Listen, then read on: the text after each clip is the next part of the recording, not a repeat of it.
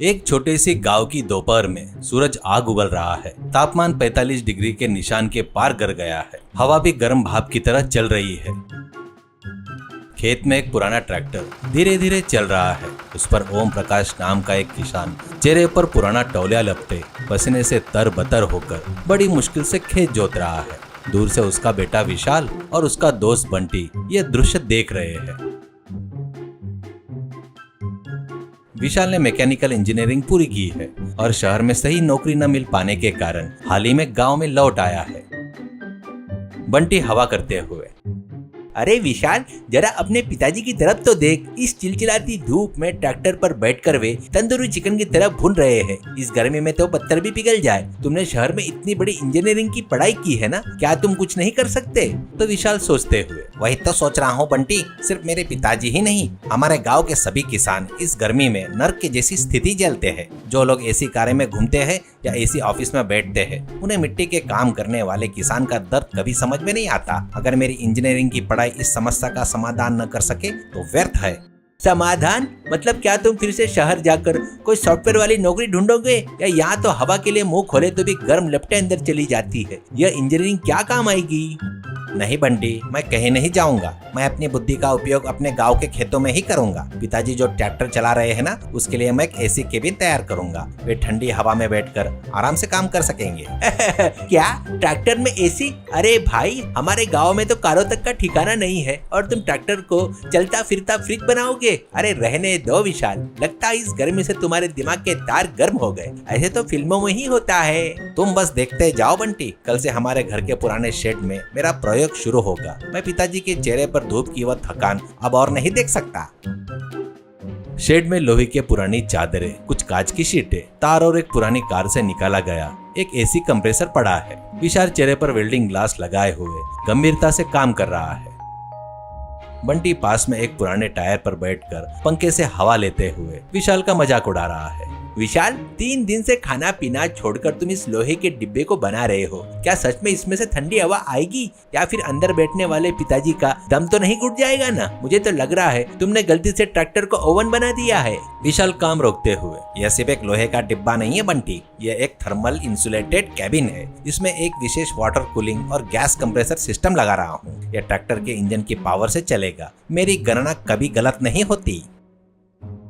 तभी ओम प्रकाश वहां पर आते हैं। उनका चेहरा धूप से काला पड़ गया और पैर लड़खड़ा रहे हैं। ये क्या है विशाल? शहर में नौकरी ढूंढने के बजाय ये कबाड़ के साथ क्या कर रहे हो तुम? मैंने तुम्हें खेत के काम के मदद के लिए बुलाया और तुम यहाँ लोहे के टुकड़े से कुश्ती लड़ रहे हो। पैसे कमाने का रास्ता ढूंढने के बजाय वेल्डिंग की दुकान खोल क्यों नहीं लेते? पिताजी, मैं ये आपके लिए बना रहा हूँ। कल से आपको इस धूप में काम करने की जरूरत नहीं पड़ेगी। मैं इस एसी केबिन को आपके ट्रैक्टर में फिट कर दूंगा। आप इसके अंदर बैठकर ठंडी हवा में काम कर सकोगे। अरे पागल लड़के, ट्रैक्टर में एसी? दुनिया हंसेगी। जब सब लोग धूप में मेहनत कर रहे हो तो मैं क्या एसी में बैठकर खेती जोतूंगा? और इसमें बहुत खर्चा होगा। घर का खर्चा कैसे संभालेंगे? खर्चा कुछ नहीं है पिताजी, सब पुराने सामान से ही बनाया है। आप बस एक बेटे के रूप में मुझ पर भरोसा रखें। कल जब आप खेत जोतेंगे तो आपको असलियत पता चल जाएगी। हाँ मामा, अगर विशाल का प्लान काम कर गया तो आप महाराज की तरह ट्रैक्टर चलाएंगे। तब आप सिर्फ किसान नहीं, एक एसी किसान कहलाएंगे। मैं तो आपका पहला पैसेंजर बनने की सोच रहा हूँ।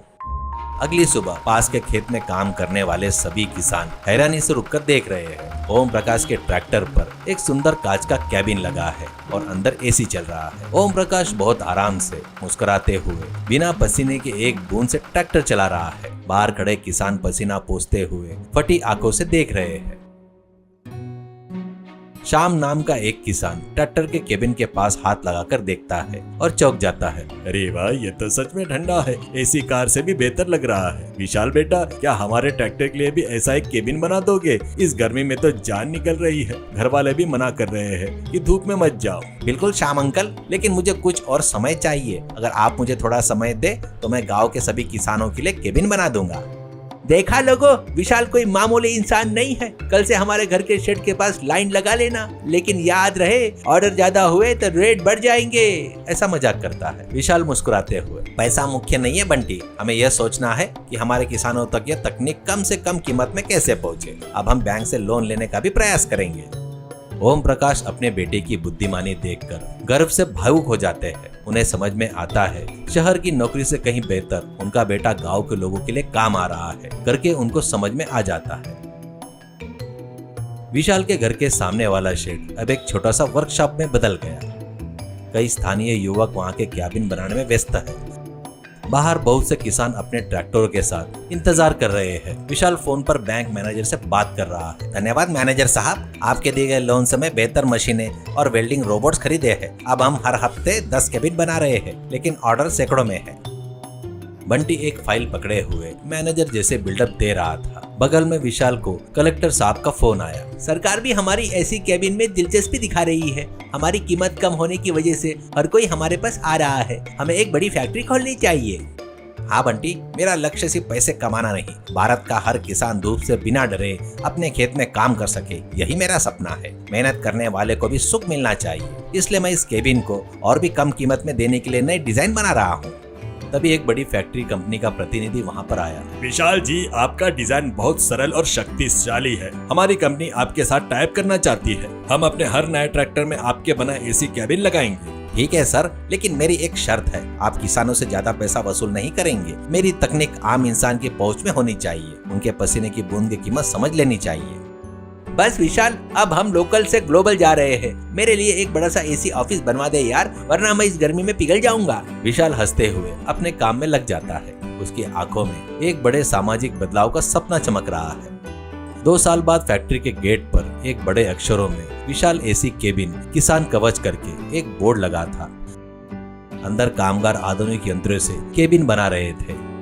विशाल अभी एक सक्सेसफुल मेहनती उद्योगपति बन गया था। ओम प्रकाश और बंटी उसके बाजू में खड़े थे। सीख, समस्याओं को पहचान कर यदि हम ज्ञान का उपयोग निस्वार्थ भाव से करें तो सफलता खुद हमारे पास आती है। कड़ी मेहनत के साथ सामाजिक जिम्मेदारी का भाव हो तो किसी भी क्षेत्र में ऊंचाइयों को छुआ जा सकता है।